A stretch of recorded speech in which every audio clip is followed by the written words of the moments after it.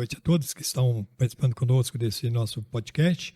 Hoje nós temos o prazer de receber aqui nos estúdios do canal Dia a Dia daqui, do nosso podcast, uma professora que tem uma história linda na educação, como profissional, como ser humano, né? Eu, particularmente, sou fã de carteirinha da professora Rosilda, né? Sou admirador, conheço ela e tenho o prazer de desfrutar da amizade com ela, e eu tinha muito a vontade e desejo de que a gente um dia pudesse sentar numa mesa dessa com a professora Rosilda e bater um papo, né?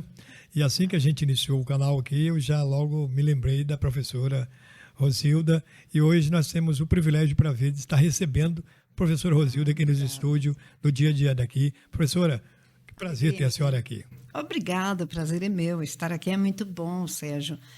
Como eu disse, a gente ultrapassa determinadas jornadas na vida, mas lembrá-las é sempre muito bom, não é? Sim. Lembrá-las e situar onde nós paramos, onde deveria ter não parado, continuado, ou foi bom, ou não foi bom. Então, todas essas avaliações são muito interessantes na nossa vida, né? Então, professora, a senhora é de origem de zona rural, nascida na zona rural, na nossa famosa Ponte Nova.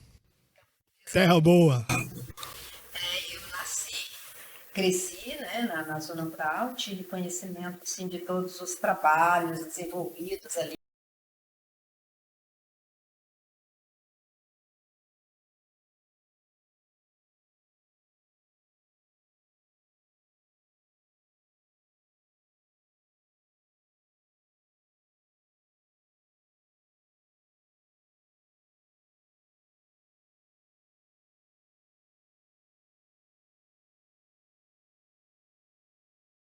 E na zona rural, trabalhei também, né, na zona rural, fui produtora rural de carteirinha, participei daquela época dos movimentos que tinha nos anos 70 até anos 87.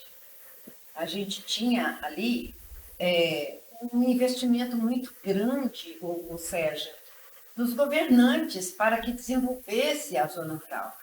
Nós tínhamos, nos anos 70, quase que uma população interiorana. Nós tínhamos, naquela época, eu creio que 60%, 70% da população ruralesca. A gente tinha isso ali. Você tinha um número muito grande de pessoas que eram chamados de meieiros, arrendatários. Isso década de 60, professora? 60, 70, até 87.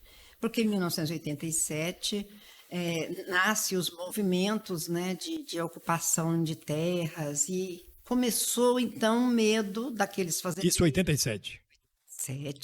Então, quando nasce aqueles movimentos, infelizmente o êxodo rural foi inevitável. E foi um sofrimento, e para muita gente, o inchaço, né, da zona urbana, pelo Brasil afora, por toda parte do mundo, principalmente no Brasil.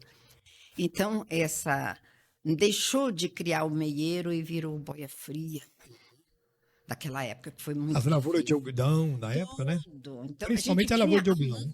A monocultura, nos anos 60 e 70, era muito presente, que você plantava para comer. Você tinha ali o seu pedacinho de arroz, milho, feijão, e vendia, sobrava a meia com o patrão, que dava a terra arada, ou às vezes você tirava a coivara mesmo, que era chamado ali nos pés das serras, porque não tinha adubo, não tinha nada. Então, aquele trabalho de monocultura, ou seja, de trabalhar mesmo para a sustentação da família, ele ficou uns 30 anos muito efetivo. Aí chega a máquina, né? A senhora participou disso também como liderança lá na zona rural nessa época, né? É isso que eu estou dizendo. Eu participei disso com as lideranças que foram criadas na zona rural. Na época era chamado de Clubes 4S, feito pela Embrater, né? Então, isso era no mundo todo. E aqui no Brasil, a gente tinha esses grupos formados pela Emater, que dava assistência técnica, dava conhecimento científico e fazia os pequenos projetos para os jovens desenvolver os seus trabalhos, tanto na lavoura, né, na agricultura, na hortaliça, nos pomares. Isso, a senhora está falando da década de 60? Estou falando de 78 até 88. 10 anos mais ou menos. 10 anos ali.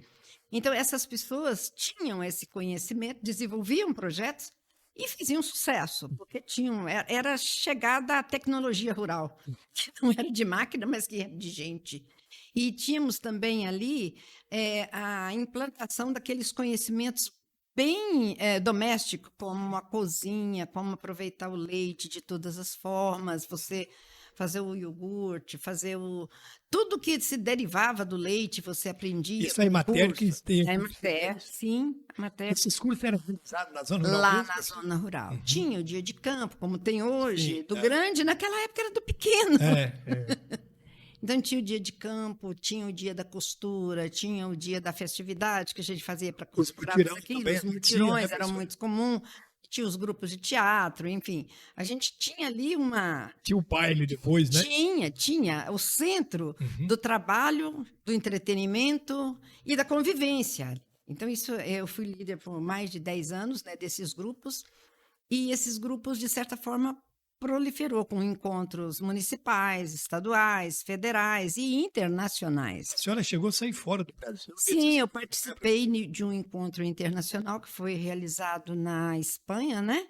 E nós éramos 47 países, onde também desenvolvia esse trabalho. E, orgulhosamente, eu deixei o Brasil em terceiro lugar. Só perdi para o Parabéns. Japão. Uau.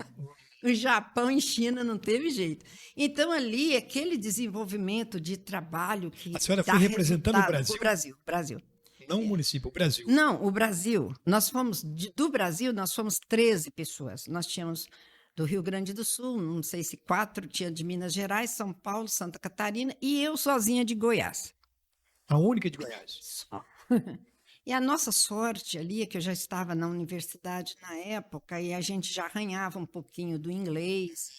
E isso ajudou muito na comunicação, porque os chineses, eu não falo chinês, ele não fala português, mas nós dois falamos inglês, aí sim a gente comunica isso com o japonês, com o chinês, e, enfim, com toda a Europa, enfim, que estava ali, e a América Latina também.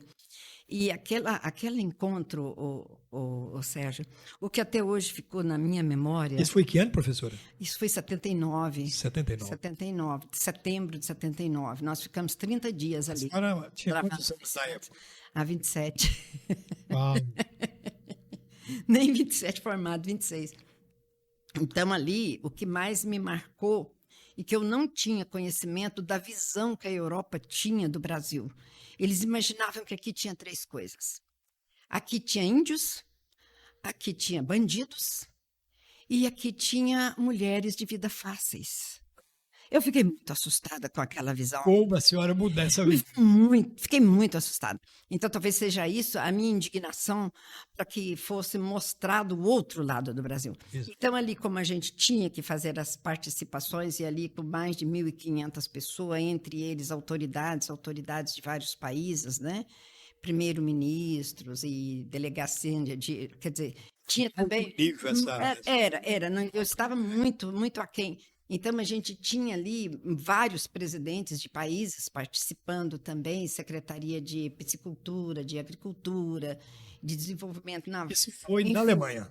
Não, isso foi na Espanha. Na Espanha. Na Espanha. Na Espanha. Isso foi na Espanha. Mas a gente foi até Portugal, a gente teve outros... Também travou conhecimento com outros países ali vizinhos, né? Mas de um dia, 2 dias. Passamos maior tempo ali. Então, quando a gente apresenta esse Brasil desse tamanho, esse Brasil tão rico e agricultável, e a primeira coisa que eu lembrei para todo mundo é que somos um país de 500 anos, estamos aí na competitividade, estamos transformando produtos em elementos já bons para ser transportado para o mundo todo, e eles conheciam o Brasil. Eles sabiam 3 coisas do Brasil. Pelé, sabia...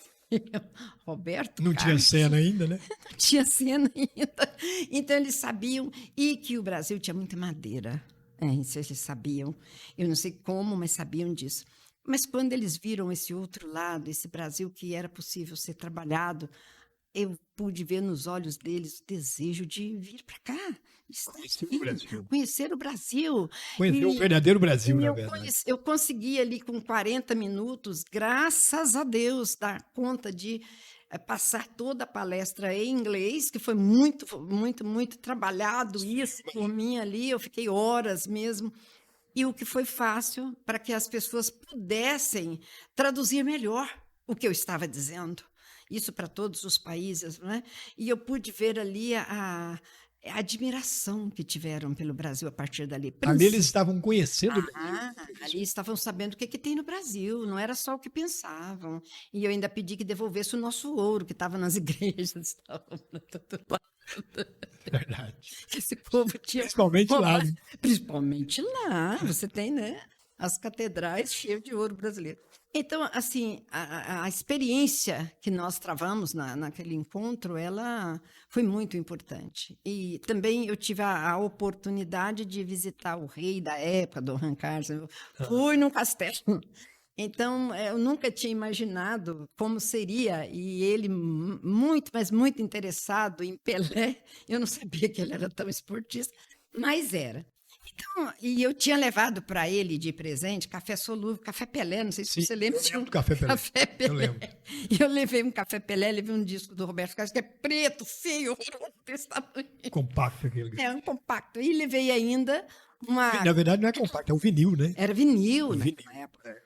E levei ainda uma coberta de algodão, dessas Do tiar. do tiar, dessas que é feita aqui, da minha Feita lá na região, Ponte Nova. Lá na Ponte Nova. Meu Deus, você levou a coberta. Goiás, porque Goiás naquela época era a época do algodão, né? Ah, sim. Aquilo, Ao Lopes, em Santa Helena, né? sim.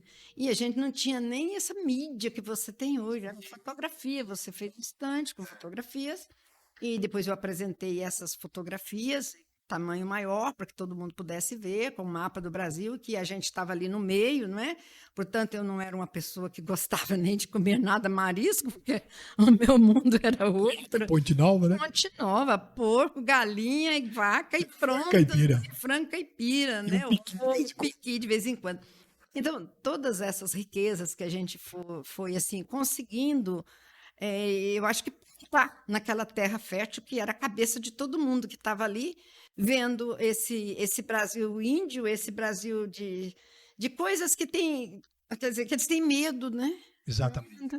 Não, queriam vir. Aí, queriam vir para o Brasil. Passou a ver o Brasil com outros olhos.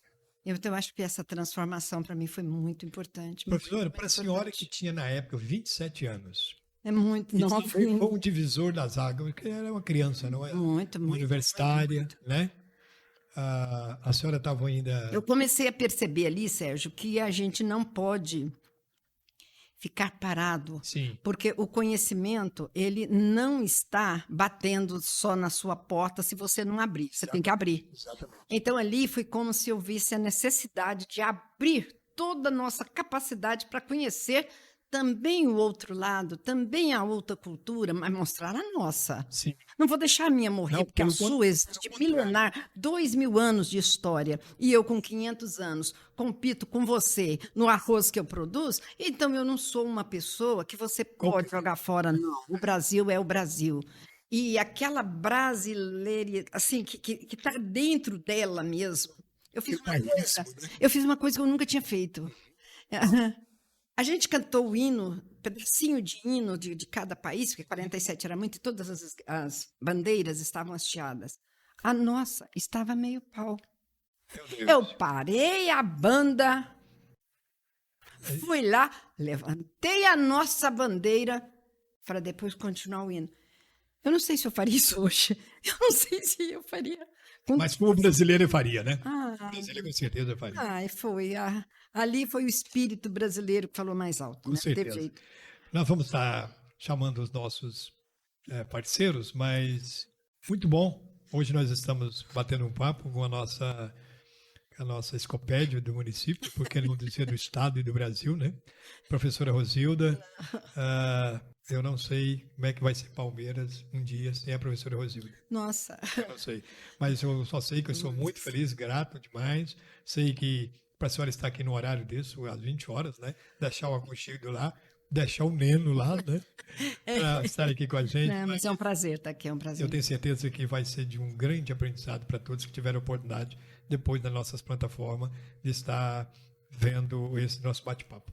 Mas eu quero agradecer o JK Embalagem, que é também uma empresa parceira nossa aqui do Dia a Dia, do canal Dia a Dia. Agradecer ali a todos os funcionários, aos empresários, uma equipe para atender a todos em Palmeiras de Goiás e região. Hoje eles fazem também no atendimento, não só em Palmeiras, mas em todo Palmeiras e toda a região. Agradecer a empresa Depósitos do Amazonas, que está com uma nova loja, né? Que na verdade ficou parecendo Herói Merlin, né? Herói Merlin. Linda a loja desde a saída para Cesarina, do nosso amigo Cláudio.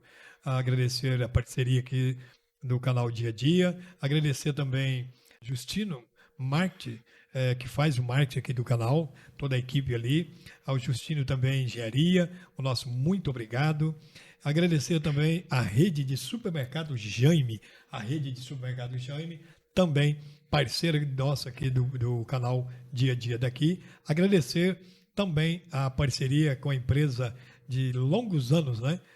Vou falar o número do telefone, a professora já vai saber qual. 1120, Depósito Palmeiras. Depósito Palmeiras. Meu Deus. Carlão, né, empresário do Depósito Palmeiras, começou em Palmeiras vendendo gás, né? Vendendo gás. Sim. E hoje é um grande empresário, uma empresa de muito sucesso, uma família que tem ali um trabalho voltado também para estar com a família no dia a dia, ali dentro da empresa, um trabalho familiar. Obrigado à empresa, a todos os funcionários, à equipe do Carlão, do Depósito Palmeiras. Agradecer também ao Centro Clínico Olavo Sherman, também parceiro conosco aqui no Dia a Dia daqui, no canal Dia a Dia daqui, nessa parceria do nosso podcast. Agradecer também à empresa Casa Nova, construindo casas novas, embelezando a nossa cidade. O nosso muito obrigado. Agradecer também à Galeria Portinari, né, na pessoa do empresário que está aqui com a gente na parceria. O nosso muito obrigado, Regim, onde nós estamos instalados, né? O podcast funciona aqui, justamente na Galeria Portinari, hoje aqui no centro, em Palmeiras de Goiás, onde você pode também procurar instalar a sua empresa aqui, seu escritório, e que vai ficar, com certeza, bem acomodado. Agradecer também o Recanto Sertanejo, local para onde você pode fazer o seu evento, a igreja, associações, empresas, para também fazer os seus eventos, um local bem próximo do centro da cidade, aqui em Palmeiras de Goiás. O nosso muito obrigado. Professora Rosilda, nossa amiga, deixa eu fazer uma pergunta para a senhora. O que seria hoje a professora Rosilda sem ter ido nessa comissão para a Espanha? Porque eu sei que quem vai lá fora, a visão de mundo é totalmente diferente, né? Então a senhora não só veio com a visão de mundo, só levou a visão do Brasil e deve ter vindo de lá com a visão também de mundo, né? Fala aqui para nós, para os nossos seguidores. Eu tenho certeza que se não fosse esse encontro que eu participei, todas as minhas lutas até então teria sido muito em vão, porque as minhas lutas, elas se limitavam ao conhecimento estrito brasileiro. Eu não imaginava que aquela cultura milenar de pessoas que tinham usos, costumes, cultura tão diferente da nossa, tivesse os mesmos ideais, que era a busca de uma produção melhor, que era a busca de enriquecimento do ser humano como pessoa, como trabalhador, pessoa com qualidade, de dividir aquilo que ele tinha, que era conhecimento. Eu não tinha noção da impregnação, eu diria assim, da religiosidade no mundo, quando eu conheci as catedrais da Espanha, que eram maiores do que uma cidade como Palmeiras. Eu tive noção de como essas igrejas, eu diria, não acho que não é igreja, o quanto a fé no mundo teve significância, porque não é possível construir um mundo daquele se não tiver uma significância, não é possível. Então, ali até a presença de um Deus na vida de um povo que ficou ali impregnado milenarmente. Então, foi algo que me chamou muita atenção. Eu acho que eu não seria essa pessoa de abertura total para o conhecimento, eu diria, o investimento que eu tenho no ser humano. Eu acredito no ser humano, às vezes eu brinco, eu falo que eu não gosto de cachorro, eu gosto de gente. Sim. Claro que eu gosto de cachorro também. Até porque é o próximo, né? Eu gosto de cachorro também, claro. Mas eu acredito no ser humano. Eu acho que essa crença nesse ser humano como um ser evolutivo partiu dali. Sim. Eu pude ver que eu saí lá da zona rural, daquele pedacinho de chão, daquele trieiro que eu seguia a minha vida inteira, né? Lavoura de Daquela arroz. lavourinha, daquele sobe serra, desce serra, daquele pagodinho no final de semana, e de repente eu estava ali num salão falando para 1.500 pessoas, entre elas autoridades de 47 países. Então, aquilo foi um reconhecimento do crescimento que o ser humano pode ter se ele acreditar. Sim. Ele precisa acreditar e acreditar nele. E acreditar nele.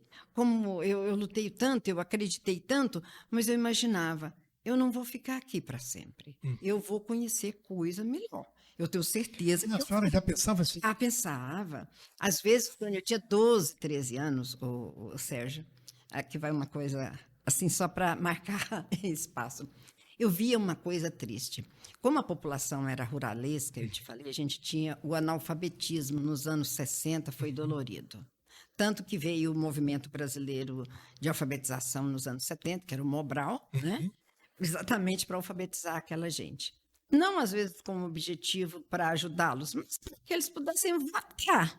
Era programa de governo eleitoral, Era. educação, né? Era, mas foi um programa bom. Que deu Quer dizer, de tudo você pode tirar o lado bom. É. E eu, com 12 anos de idade ali, né, bem nova ali, em 1968 por ali, o que eu via? As pessoas recebiam cartas, ficavam trabalhando naquelas fazendas cheias de nordestinos, etc. Ficava ali meses, ele contando que alguém tinha falecido. Uhum. Ele tentava chegar na minha casa, porque eu era a leitora daquelas cartas. Eu era a pessoa que lia para eles. Eles recebiam as cartas E não liam. e não liam, Não sabia. passava meses. Meses. Quando chegava a carta para a senhora ler, Quando chegava, já estava às vezes era caso de alguém que tinha tinha. rasgado, era caso que alguém tinha morrido, alguém que estava precisando de ajuda. Meu Deus. E eu sabia- aquilo, eu com 12 anos, eu não conseguia aceitar o fato de alguém não ler. Me doía muito. Então, eu fiz na minha casa, lá na zona rural. Tem na história da senhora, só interrompendo, tem na história da senhora que a senhora começou a alfabetizar lá na fazenda, era na casinha da carroça, na casinha Na casinha do tiar, da galinha. das galinhas. Galinha. Do que eu sei, Pois então, foi nessa época. limpava durante. As galinhas dormiam à noite, À noite eu limpava. de manhã a senhora limpava para trazer os Para alunos. trazer os alunos. Isso 12. gratuito. Gratuito, claro. A senhora lembra Gratuito. até da quantidade? 12. 12 Podia ser mais de 12, porque era luz de lamparina, você não tinha. Quando eu ganhei. A senhora alfabetizava à campeão, noite. À noite, porque a gente trabalhava durante o dia e eu trabalhava junto com E o eles. que a senhora fazia com essas galinhas? Punha para fora? Não, mas a gente tirava elas, né? Das fechamas. Eles fecharam lá para elas não entrarem mais, fizeram um puleiro para elas nas árvores, enfim. Ah, A gente tá. tirou ela dali. Certo. E aí a gente colocou madeira, né? Embaixo para ser os bancos, em cima para ser onde escrevia. E o que era mais interessante. A senhora é de voluntária. Voluntária, 12 anos, 12 pessoas. Ô, Sérgio, eu descobri que a inteligência humana, ela não tem nada a ver com pessoa, raça, cor. Foi ali que eu aprendi isso. Oportunidades, né? Eu Oportunidades pegava só as cria, pessoas né? 90 dias. Era cada turma de 12. Em 90 dias eles tinham que Para ler, alfabetizar. escrever e contar, né? E eles E tinha tabuada, tinham. professora, também? Tinha, eu fazia. E fazia com o quê? Carvão, eu apontava carvão, rapaz. E escrevia isso. E caixa de sapato era uma coisa, um recurso riquíssimo para mim, porque era neles que eu fazia as tabuadas, né? E as pessoas. A senhora mesmo escrevia Mas tabuada. claro, aquele era o recurso, né? E eu fazia as Não tinha sílabas. tabuada para adquirir. Não, nossa.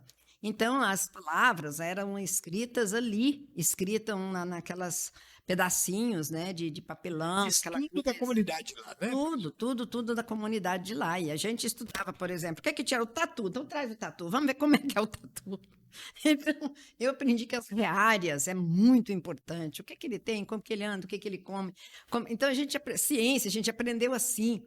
E foi muito interessante, porque você acredita que eu tive juiz que saiu de lá? Juiz. Juiz federal. Saiu dessa escolinha da carroça? Exato, Da da casinha galinha? das galinhas. Saiu. Juiz. Olha, eu com 3 meses, eu tinha pessoa que saía sabendo ler, escrever e fazer as 4 operações. Idade não importava. Então, eu pegava alunos ali, tinha não 12. tinha faixa etária. Não. Criança a gente não tinha, porque criança dormia. Eram os trabalhadores que me chamavam a atenção, né? Criança E eu dormia cedo. dormia cedo. Era 1h30. Eu pegava das 7 horas e até 8h30, 9 horas por aí. E da noite. E aí eles compravam. E eu ganhei. E esse pessoal tinha trabalhado de dia, não Que, pensava. que é isso? Trabalhar de dia junto comigo. Eu também. Ah, a senhora também. Também, trabalhando com eles ali, né, na lavoura, o dia todo. E eles aprenderam a ler, escrever e aprenderam também a contar. E a tristeza era, agora você vai embora, que é outra turma. Agora você vai embora, que é outra turma. E as turmas eram muitas. Então, eu trabalhei até 1970, trabalhei 2, 3 anos, eu creio, com essas turmas, onde eu pegava até 10 turmas por ano para fazer, porque tinha uns que, de repente, eu comecei a fazer 2 horários, porque a turma era grande a turma. Aí tinha um horário de dia, então. Tinha horário de dia também. E o à noite. E o à noite. E, de repente... E a senhora é de voluntária? De voluntária. Aí alguns me pagavam porque queriam, insistiam, me davam alguma coisa, me davam roupa. Então, assim, mas eu continuei trabalhando. Era mais um presente que pagamento. Eu nunca exigi isso deles, não. Eu alfabetizei muita gente. Quando chegou o Mobral, eu tinha 14 anos, né? Uhum. Aí o seu Eliar antes era o prefeito, na época, e ele esteve lá, e na época, um cara chamado Jamun Nasser, um político goiano. Jamun Nasser, é o nome dele. Jamun Nasser, parece um D no final. E ele viu, e eu fiquei com tanta vergonha quando ele chegou, ele foi lá com o seu Hélio e viu aquilo. O Sérgio, ele levou uma Kombi cheinha de material. Caderno, lápis, tabuada, tudo para a gente alfabetizar. Uau! Mas foi muito bom. Que foi uma conquista. Foi uma conquista. E eu com vergonha ali, muito menina, muito, né, adolescente mesmo, né? E quando veio em 70, já veio o Mobral, aí a gente já fez curso, já era 6 meses. E eles construíram o grupo. A senhora estudava em Palmeiras ou lá na fazenda? Eu fui alfabetizada pela minha mãe. Aí, depois eu fui para uma escola na zona rural naquela época, até eu tenho que escrever alguma coisa sobre isso, estou devendo. Era o seguinte, os fazendeiros contratavam um professor, mas os pobres não podiam pagar. Tinha fazendeiro bom que deixava os filhos dos agregados, empregados, estudar. Era uma forma de ter um agregado também, né? Não deixavam estudar. Tinha escola, né? Então. Era essa escola. Os fazendeiros que não vinham para Palmeiras ou não iam para Goiânia para estudar seus filhos, colocavam um professor ali. E essa professora que trabalhou lá por muitos anos... E quem pagava era o fazendeiro? Era o fazendeiro. Não era o município? Não era o município. Aí veio o Orlando Ferreira, isso antes do seu... Seu Hélio, né? Seu Hélio antes. O Orlando Ferreira tinha uma comadre professora, amiga dele, e ele levou ela para lá e ele pagou. E isso eu tinha 6 anos, mas eu já sabia ler. Ela foi a primeira professora do município. Ele fez uma casinha ali, ela dava aula na casa dela, levou o material. Ela mudou para lá? Ela mudou para lá. Uau. Então, ela deu aula lá por 3 anos, porque era até perder o governo, ele saiu, mandaram ela embora e acabou a escola. Então, os meus anos de escolaridade foram esses, que eu já sabia ler, que minha avó e minha mãe, nós somos de uma família que não tem analfabeto. A minha avó alfabetizou minha mãe alfabetizou os filhos e assim sucessivamente. Então, eu fui para essa escola, que quando o Orlando Ferreira colocou, eu tinha 6 anos. Eu fui como ouvinte, porque só podia entrar com 7. Tá. Mas eu já sabia ler. E como eu já sabia ler, e eu lia tudo, eu não lia tudo que eu via na minha frente. Não soletrava, lia? Não, a minha primeira palavra que eu li foi Nilva, naquela lata da balinha Nilva. Então, eu aprendi a ler assim, eu lia tudo que me davam, né? Livros, tudo que me passavam, eu lia. E aí eles me deram uma cartilha, eu nunca esqueci disso, e o seu Pedro, que era o esposo dessa Emília, né, me deu a cartilha, eu li a cartilha assim, Emília de Paula. E eu li essa cartilha de ponta a ponta, assim, numa sentada. Isso na sala de aula? Isso, na sala de aula. Ele olhou assim e falou, Emília, essa daqui é nota 1000. Eu nem sabia o que era nota 1000. E eu fiquei ali... Até porque nem nota a senhora tinha ganhado até então, né? Ela nunca tinha recebido uma nota, né? E ali, aquele senhor, esposo dela, ele foi a minha salvação. Porque ele trazia tudo para eu ler, para eu escrever, sabe? E ela com 40 alunos demais, ela não dava conta. O Joãozinho do posto aqui era aluno.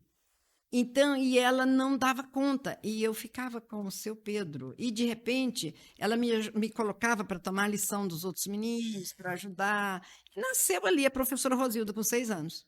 6 anos de idade. Com 6 anos, nasceu.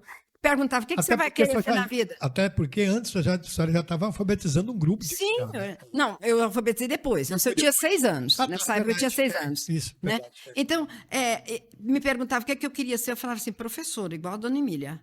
Eu queria ser Você professora. espelhou nela.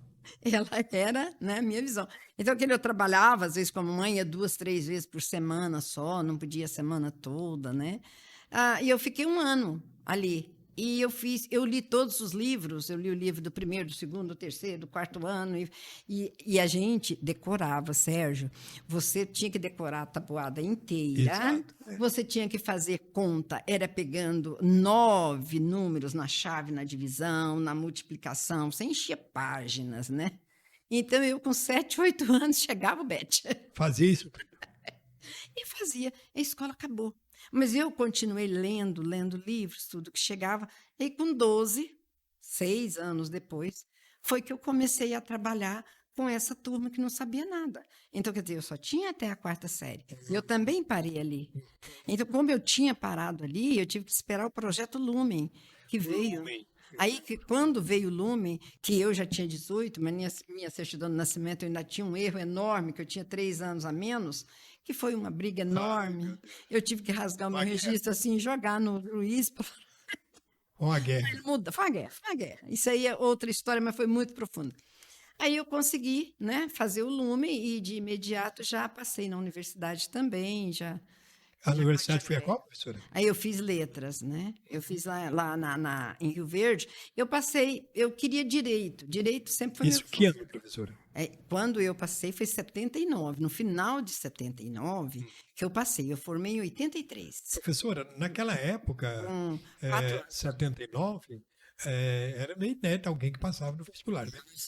Aí, de repente, Era muito raro, principalmente da zona rural.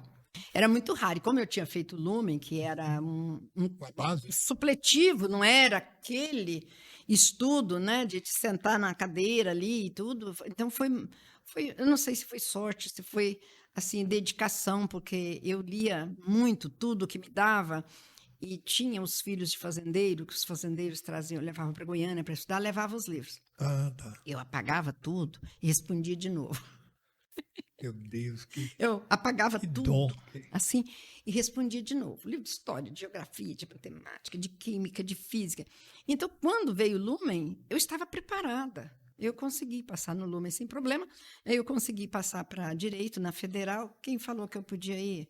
De dia, Ai, longe, tinha que morar lá. Eu já tinha Era integral. trabalho integral, você tinha que morar lá, tinha que morar lá. Esse é o menor Isso que ano, professora? 79. 79. 79. Então, ali foi um divisor. Aí, o que eu tive que E para a senhora escolher? foi uma dificuldade. Escolha. Foi. Aí, eu tive que escolher Rio Verde. Porque Rio Verde eu poderia estudar quinta, sexta, sábado, e eu já ministrava aula nessa época, já na escola já de ensino fundamental, na zona rural, né? E eu trabalhava os outros dias na zona rural. Então, ali, eu estudei de 79 a 83. Rio Verde. Rio Verde. Eu consegui terminar e depois eu fiz, mesmo lá com a equipe da UERJ, a gente fez 2 especializações. Eu fiz uma em linguística, que foi o divisor de aprendizagem da minha vida. Foi graças a esta linguística que eu implantei o sistema de alfabetização fônico, primeiro lá na zona rural, onde eu trabalhei 22 anos. E quando eu vim para Palmeiras em 94, quando eu casei... E a senhora já tinha aluno lá na época com essa deficiência? Em 94? Nesses 22 anos? Eu tinha 75 alunos. Ponte Nova, São Domingo. Tudo amigo, né, professora? Da Tudo. comunidade. Palmeiras, você não pode nem falar mal dos outros, porque tudo é família. Sim. Então, Ponte Nova é uma família dos Moura, dos Narcisos, dos Arantes, dos Pereiras. Então, era essa gente que estava lá. E esses alunos com quem eu trabalhei todos esses anos, eu tenho um orgulho de dizer que mais da metade são alunos hoje profissionais médicos, advogados, contadores. A senhora tem contato com eles? Com muitos. Graças a Deus, eu tenho com muitos. Isso, né? É muito, isso é a vida, né? Sim, Pra sim, gente, isso é isso é qualidade de vida. vida, né? Eu tenho que agora estar fazendo mestrado na PUC, lá em São Paulo, então estava me passando o trabalho dele, o que ele fez, então eu fui. Todo mundo já constituiu. Claro, alfabetizei ele, né? Esse nosso do Conselho Estadual da Educação, presidente do Conselho Estadual da Educação, fui eu que alfabetizei ele, o Marcos. Marcos. Ele ficou aqui em Palmeiras mais de 3 anos, não conseguia alfabetizar. As irmãs dele lá na fazenda estavam alfabetizando comigo, porque eu já aplicava a metodologia da alfabetização fônica, que é um método. É um método. Claro que eu não sou Paulo Freire, nunca, jamais, não quero, mas é um método e que funciona. Então, ele foi e eu alfabetizei ali. Na 3ª série que ele estava aqui, mas não estava alfabetizado.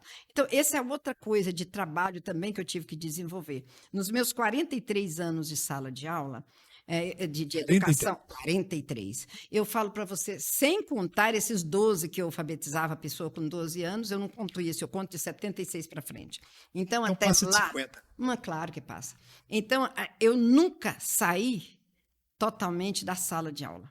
Nunca. Esse contato com o aluno, com a aprendizagem, com o ensino, com a qualidade, com o desenvolvimento, com as mudanças das décadas, porque 4 décadas... Mudanças de governo, de política, de sociedade, mudança, principalmente essa mudança geográfica, o aluno que sai da zona rural cultural, vem para a zona urbana, e o orgulho desse aluno não precisar de fazer admissão e passava em tudo aqui na zona urbana, por esta alfabetização que ali eu desenvolvi.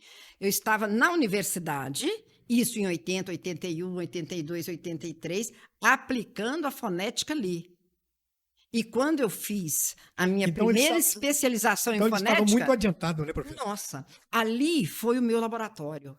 Eu digo que a zona rural foi o meu laboratório, porque eu tinha até 70 alunos. Em algum TCC da senhora, a senhora não defendeu essa tese, não? Defendi. Defendeu. Isso é uma tese com TCC. Nossa. Aí quando eu vim para Palmeiras, em 94, quando eu casei, vim para cá, tive que deixar, foi muito triste, mas as escolas rurais estavam morrendo, porque a zona rural estava urbanizando, vindo tudo para a zona urbana. A gente não tinha aquela quantidade de alunos mais. E foi muito rápido. Muito rápido. Nos anos 80, a gente tinha 95 escolas rurais. 95. E eu fiz parte da coordenação pedagógica do município na época de Valton. E nessa época a gente atendia... Isso, década de 80, 80, né? Acho que antes. Eu não me lembro bem, acho que 80, 81, por aí. Então... eu tive essas 95 escolas rurais. E eu vi estas escolas. Qual que era a função da senhora nessa? Eu fiquei como professora no município, lá onde eu trabalhava um horário. Lá na Ponte Nova. E o outro turno eu vinha para cá, onde eu ministrava todos os cursos para os professores do município. Uau. Por que eu peguei essa coordenação pedagógica? Exatamente pela implantação do sistema de alfabetização municipal, que era um dos melhores sistemas que a gente poderia ter naquela época, né? O município acatou, então, isso? Acatou, graças a Deus, acatou. Eles me buscaram. Aí, politicamente, eu tenho muitas histórias, mas vamos falar só da educação. Tranquilo. Muita coisa. Mas a educação, e o Valton ficou 6 anos. Olha a sorte que eu tive. Teve 2 anos que foi o mandato Tapão. Sim. Aí depois teve todo aquele trabalho. Mas eu fiquei nesta coordenação na época, era seu Milton era o secretário da Educação. Não me lembro quem era a outra pessoa. Eram 2 ou 3 secretários da Educação na época dele, porque ele colocava qualquer pessoa. Paulo Ferrari foi também? Não, ele foi secretário-geral. Secretário de governo, secretário-geral. Aí foi o seu Milton, que foi secretário da Educação, apareceu o Nico, foi professor também. Exato. O Itamar sempre estava ali por perto, nos ajudando, né? E eu vinha da zona rural e ajudava treinamento aqui até para 100 professores, para ir visitá-los. Eu fazia questão de ir na zona rural visitar essas escolas, ver como é que estavam indo todo aquele trabalho. Então, foi uma época boa de implantação desse... A senhora coloca muito conhecimento em prática. Muito conhecimento em prática. E depois eu fiz uma outra especialização em literatura. Mas não essa literatura apenas do Machado de Assis, que foi uma referência quando eu estive na Espanha também.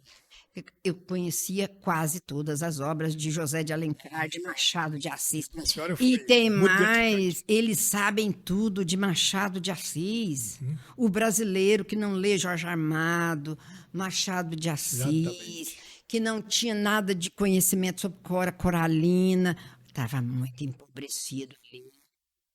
Muito perdido. E os outros estados brasileiros não tinha tanto conhecimento assim. Eu era a única que estava na universidade na época e já tinha essa literatura. Quando eu digo para você que eu lia tudo, a senhora ficou com referência nisso. Eu fiquei com referência. Porque as pessoas levavam livros para os alunos e levavam para mim também.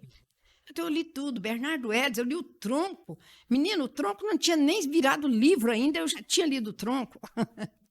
De Bernardo Edson. Então, era muita coisa ali que ajudava. Era muita coisa que assemelhavam. Então, quando eu fiz a literatura, eu fiz ela voltada para a criança, né? A alfabetização. Como que eu começo a literatura na alfabetização? Então, naquela época que não tinha conhecimento nenhum, eu já criei a forma de escrita de livros por desenhos. Os meninos tinham 3, 4 anos. Eu estou esquecendo um detalhe. Lá na zona rural, tinha uma outra coisa importante que eu aprendi. Porque é uma mão dupla a educação. Você aprende mais do que eu ensino. Então, ali, eu aprendi demais. O que aconteceu? As crianças tinham um filho mais velho, de 6, de 7 anos, que você matriculava com 6 anos, 6 anos e meio. Mas o de 3 queria ir também. O de 4 queria ir também. E chorava, e brigava, esperneava. E o papai e a mamãe levavam. Eu falava, deixa aí como ouvinte. Aí eu dava um papelzinho para ele, ia passando tarefa. De repente, o menino estava lendo no quadro, igualzinho os outros. Meu Deus. De repente, o menino de 3, de 4 anos estavam lendo. Aula de reforço dispensável. Olha que aprendizagem para mim. O aluno de 3, de 4, por que ele não pode aprender? Se na escola particular ele vai com 3, por que o pobre não pode? Eram perguntas que me indignavam. Na época aqui em Palmeiras já tinha escola particular? Tinha algumas, já tinha algumas. Era da tia Toquinha, já tinha algumas. E eu ficava indignada. Por que o pobre não pode? Por que o rico pode? Por que o pobre não pode começar com 3, com 4? Professora, muito linda, muito bom falar com a senhora. Eu sabia que ia ser de uma riqueza. Meu Deus, nosso vocabulário é bom para falar sobre essa riqueza da senhora, dessa importância que a senhora é para o nosso município. Mas quero mais uma vez chamar aqui também os nossos parceiros aqui do canal, que têm sido parceiros do canal Dia a Dia. Eu quero agradecer a JK Embalagem. JK Embalagem fica na Avenida Humberto Mendonça, hoje atendendo não só Palmeiras, mas Palmeiras e toda a região. Aqui a JK Embalagem atendendo com um ótimo preço a todos que ali estão à procura dos seus produtos. Agradecer também a empresa Depósitos Amazônia, agora com a nova loja na Avenida Humberto Mendonça, saída para Goiânia. Nosso muito obrigado. Agradecer também o nosso pessoal de marketing, Justino Marketing, toda a equipe ali. Nosso muito obrigado. Agradecer também a empresa Justino e Arquitetura. Muito obrigado pela parceria aqui com o canal. Agradecer a rede de supermercado Jaime, parceira nossa aqui também no podcast do Dia a Dia daqui. Hoje, excepcionalmente, recebendo a nossa professora Rosilda. Agradecer também a empresa o Depósito Palmeiras, na pessoa do nosso amigo Carlão, empresário. Nosso muito obrigado pela parceria aqui com o nosso podcast do Dia a Dia daqui. Agradecer também o Centro Clínico Olavo Scherme, uma história linda em Palmeiras de Goiás, uma clínica para atender a toda a população de Palmeiras e região. O nosso muito obrigado pela parceria que tem dado certo. Agradecer também a empresa Casa Nova, construindo casas em Palmeiras de Goiás, com financiamentos à altura e à condição pela Caixa Econômica aqui em Palmeiras de Goiás. O nosso muito obrigado. Agradecer também a Galeria Portinari, onde nós estamos instalados, um prédio muito bem localizado, instalado com as instalações.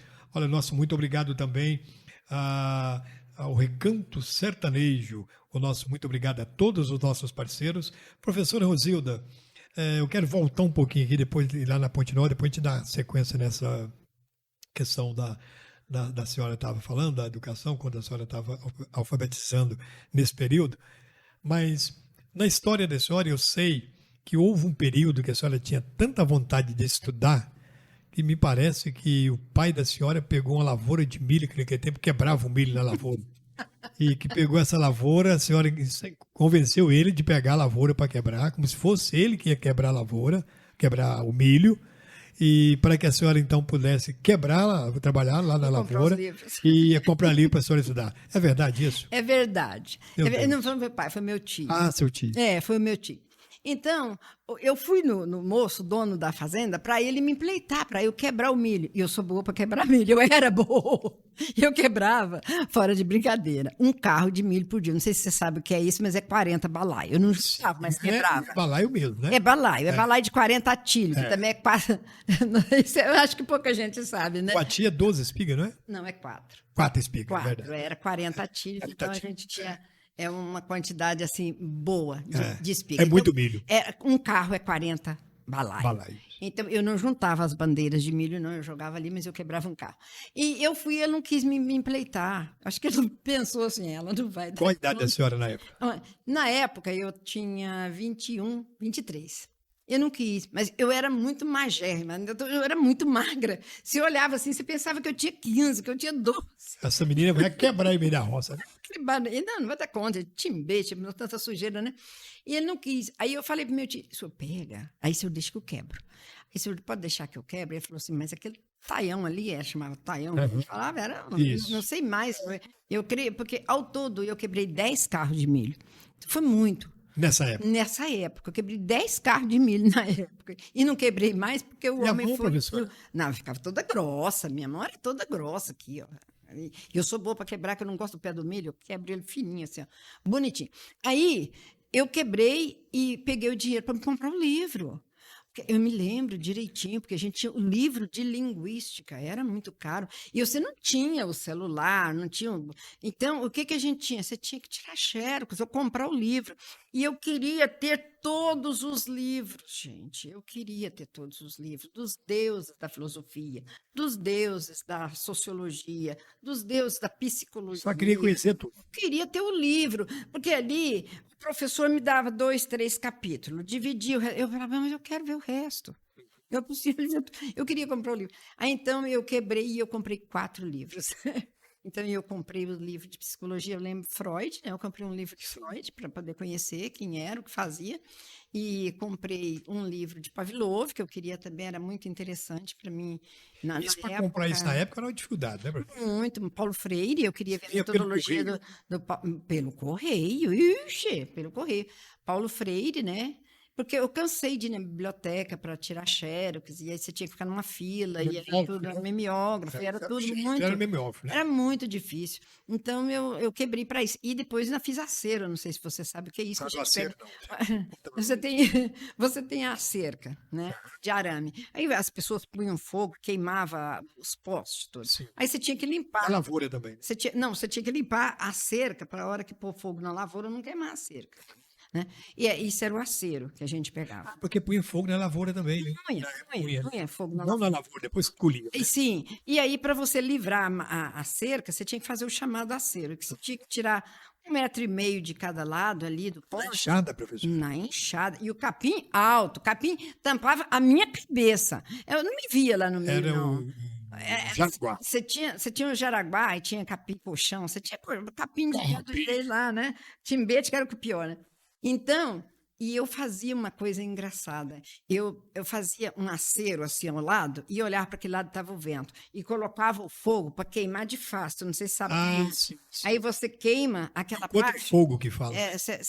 Exatamente. Se você faz isso, você consegue parar um incêndio. Isso. Então, eu fazia isso em torno, eu tirava só próximo da madeira, do poste, e o restante eu queimava, porque o arame não ia queimar, né? Eu fazia isso. Então, eu era capaz de fazer até 20 lanços de cerca num dia. Aí o cara não queria me pagar. Falei, não, mas vai pagar a hora. Você queimou, ficou fácil demais. Falei, ficou, mas eu queimei a sua cerca. Não queimei.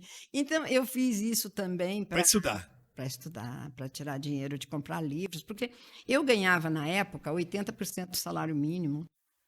Eu dava aula também, mas você ganhava 80%. Eu pagava a universidade, eu pagava os livros, pagava passagem, enfim.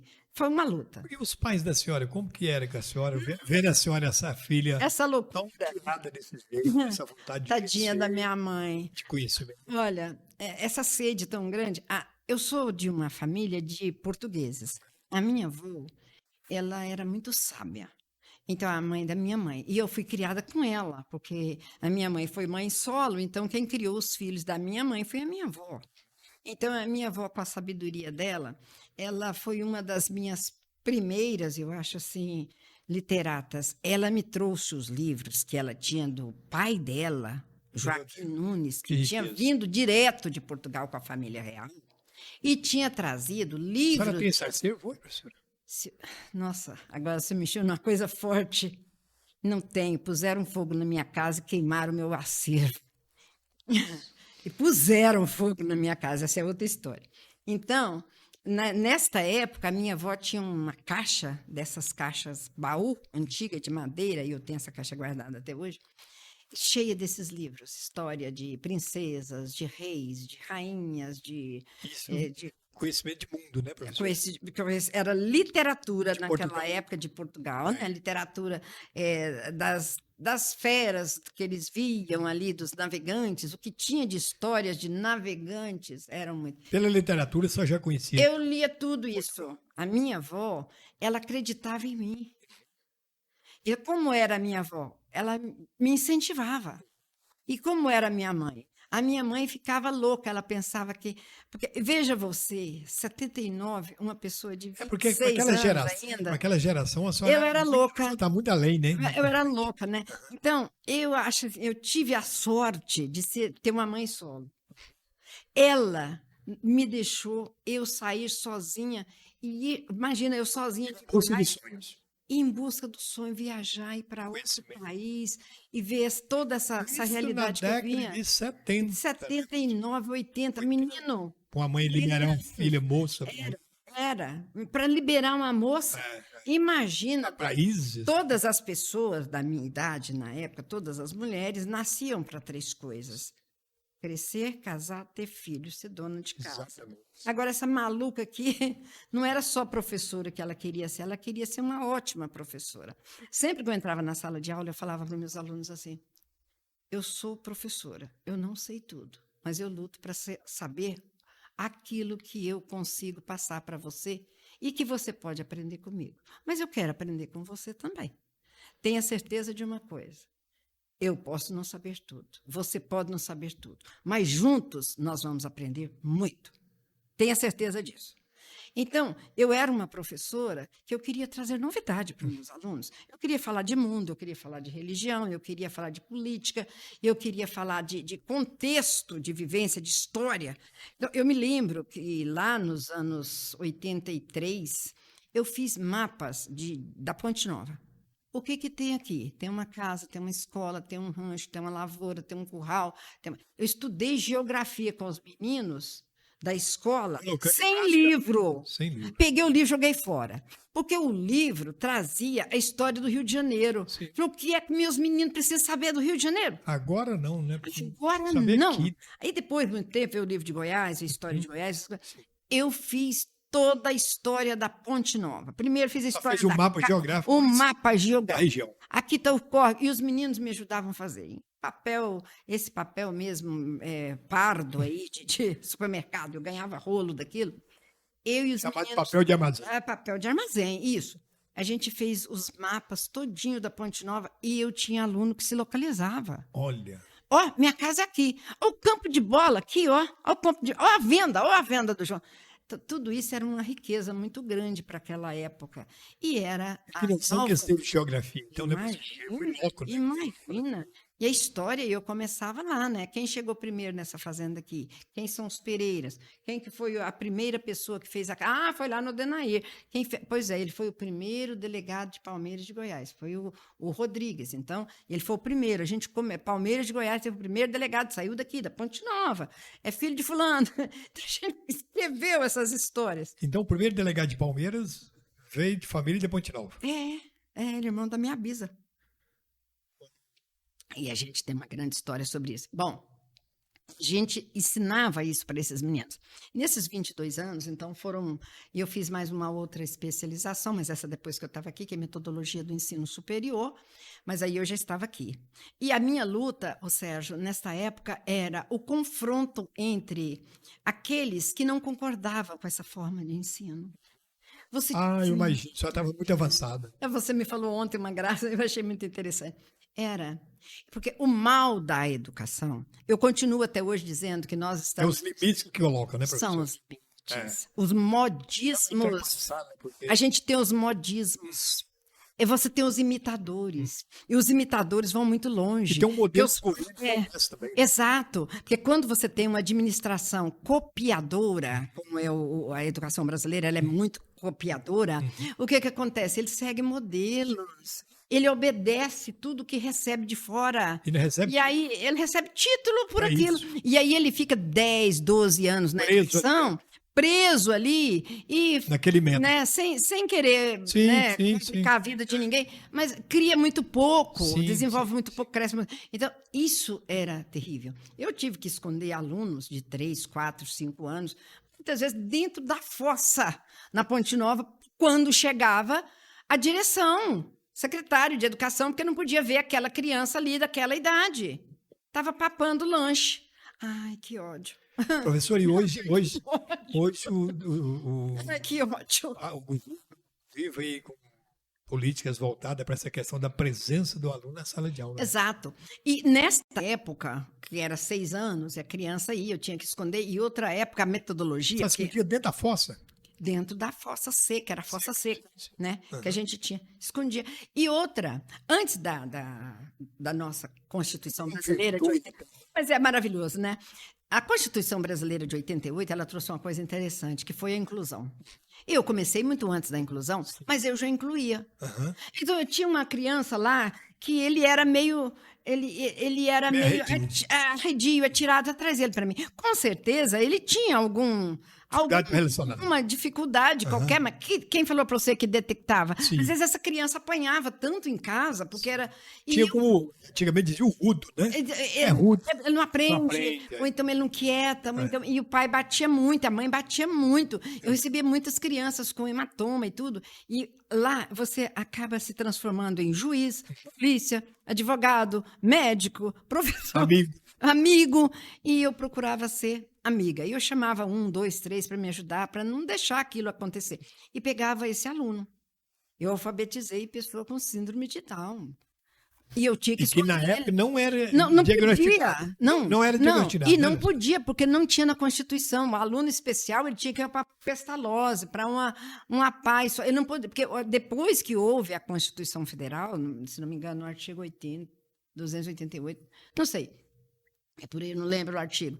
Aonde inclui. Aí essa criança hoje já pode estar dentro da sala. Tem um professor só para ela. Tem um professor para ela. Então, foi um avanço. A Constituição brasileira, Ulisses Guimarães, que Deus o tenha.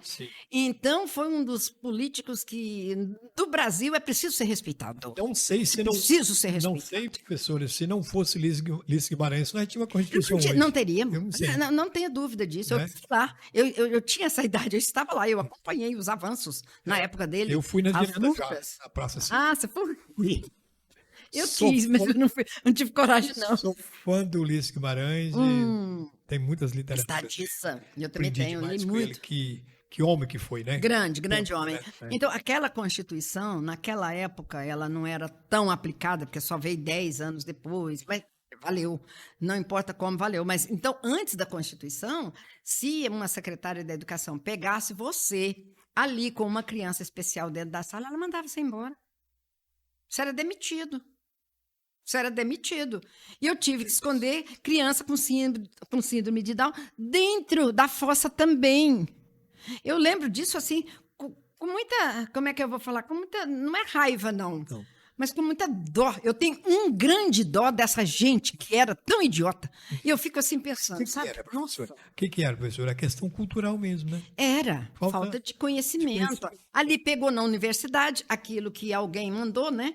E eu entristecia muito. Eu falava assim: eu quero acabar com as outras, que era coordenadora, era diretora. Só Elas não com não. a professora, né? Eu só queria da professora. Porque, na verdade, eram pessoas maravilhosas, que fizeram excelentes trabalhos, que eu respeito muito bem, mas que não tinha a menor noção do que era sala de aula. Se você botasse ela dentro da sala de aula, com a meia hora estava chorando. Não sabia organizar a Se sala, perdia. se perdia, não sabia. Então, Não tinha controle da não sala. tinha controle de sala. E eu acho que até hoje ainda tem muita hora que não tem. Eu não duvido disso. E era estas pessoas que queriam nos obrigar a dar aula com a metodologia deles, né? Isso que é difícil, foi difícil para você.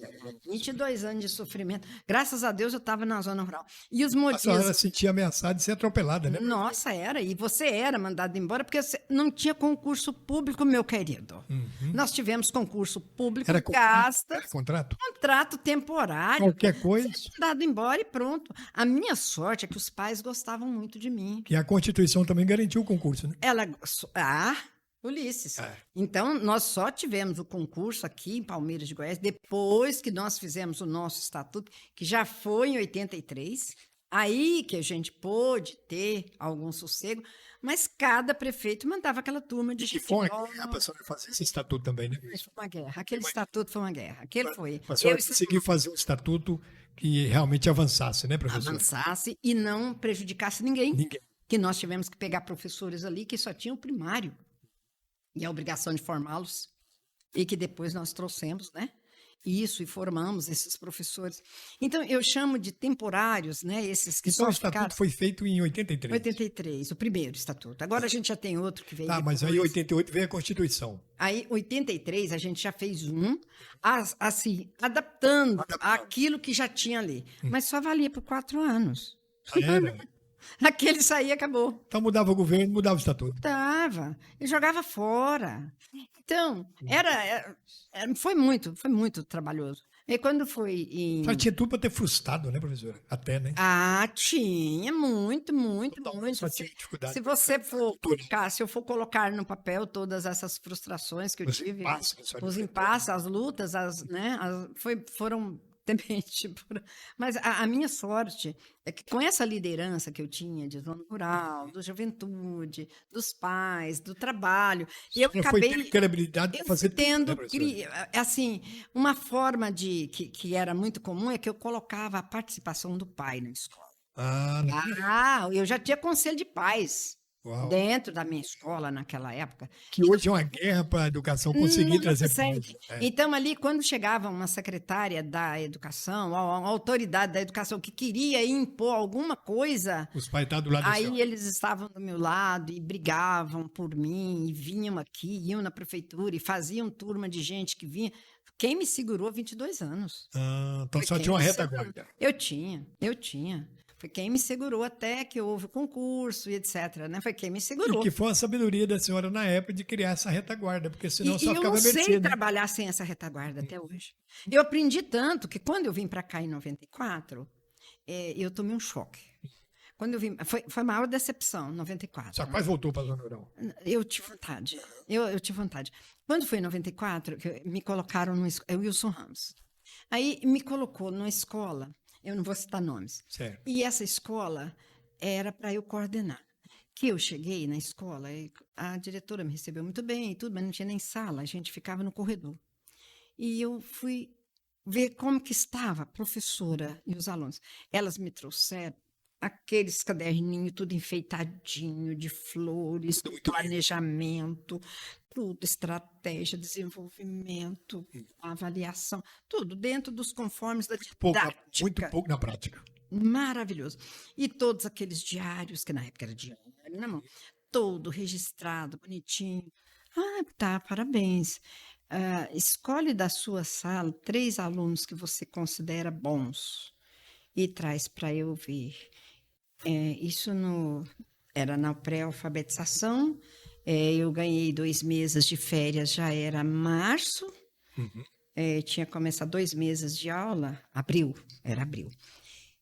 Eles não sabiam ler, eles não conheciam uma vogal. Isso no famoso pré, só tinha pré naquela Certo. época, 6 anos. E já tinham dado uma prova. E eram 200 pontos para passar. Essa prova todo mundo tinha 100. Eu falei, ué, eles vão ter, já passou.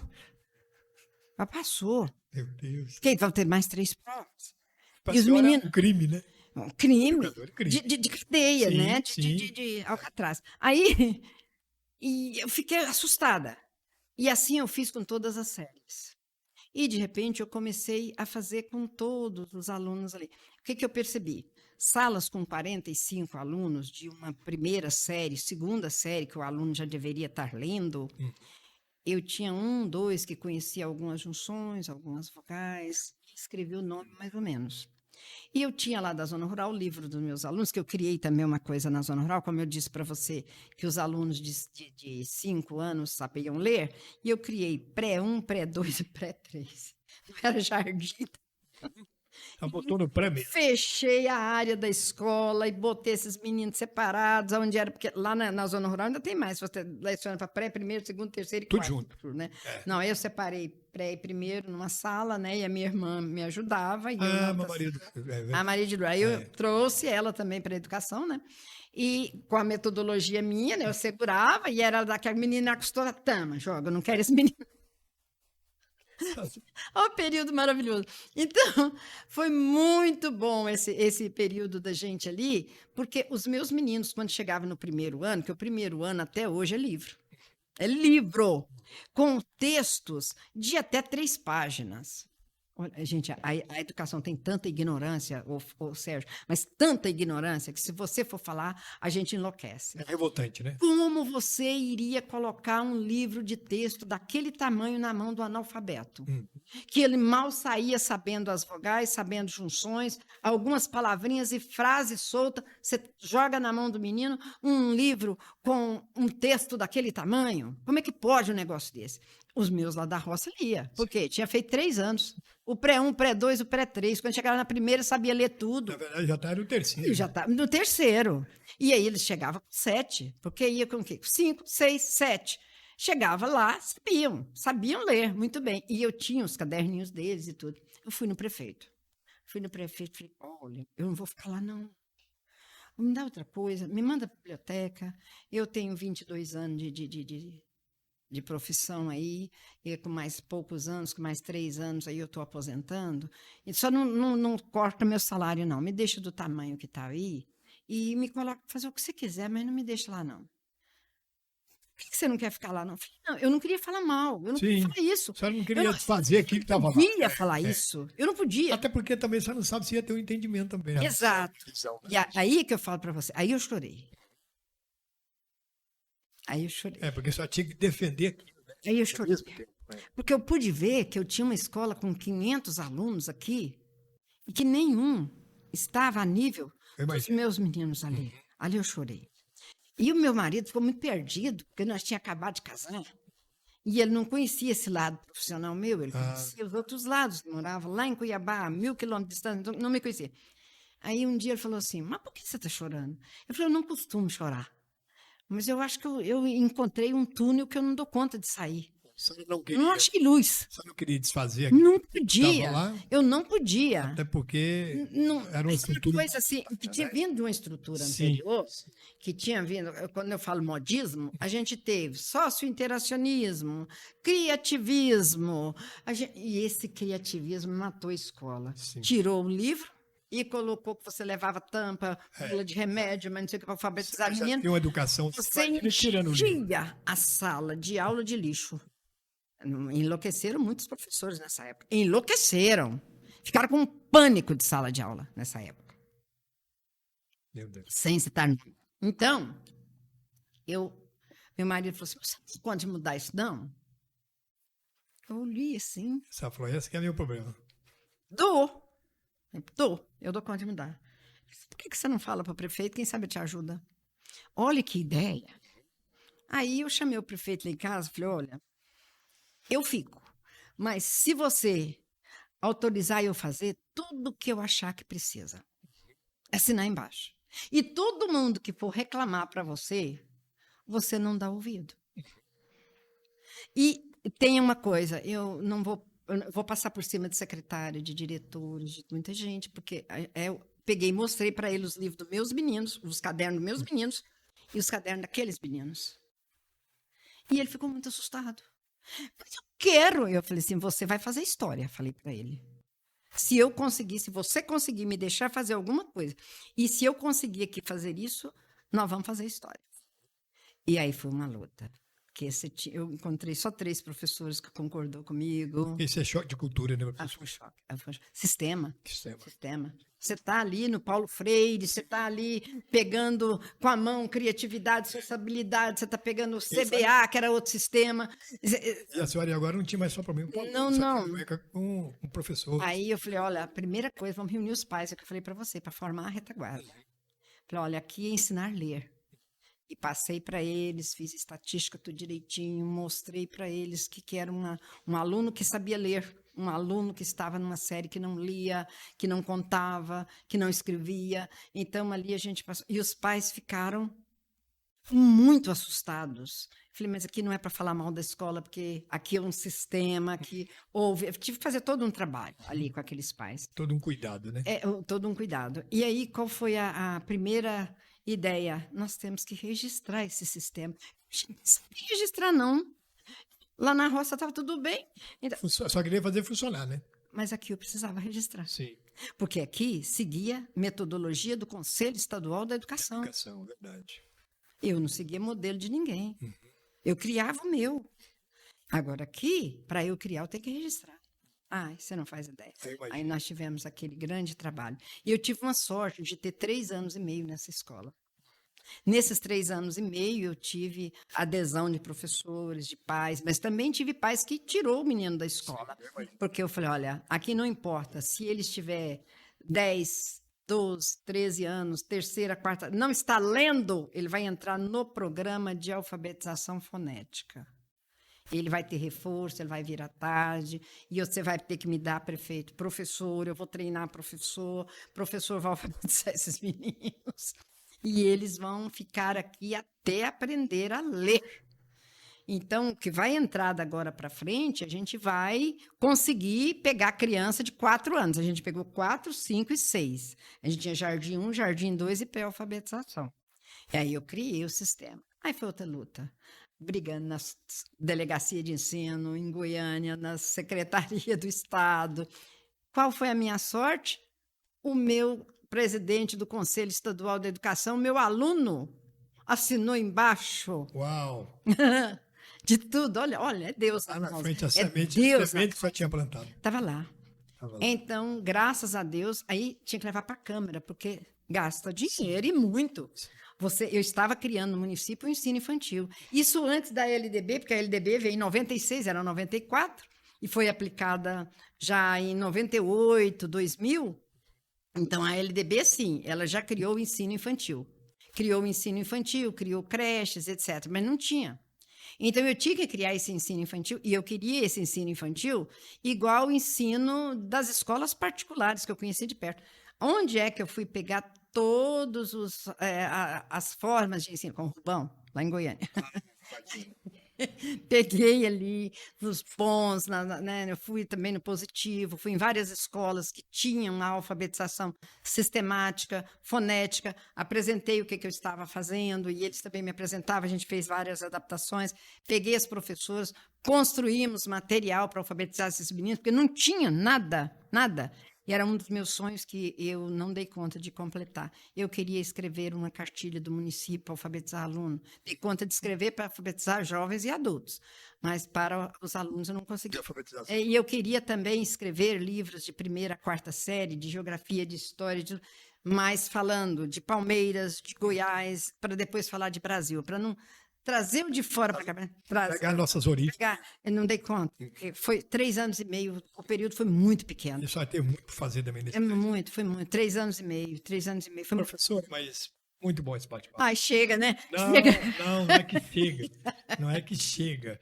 Eu sei que esse podcast nosso aqui, esse bate-papo nosso, a gente precisa fazer mais. A gente vai fazer por etapas, né?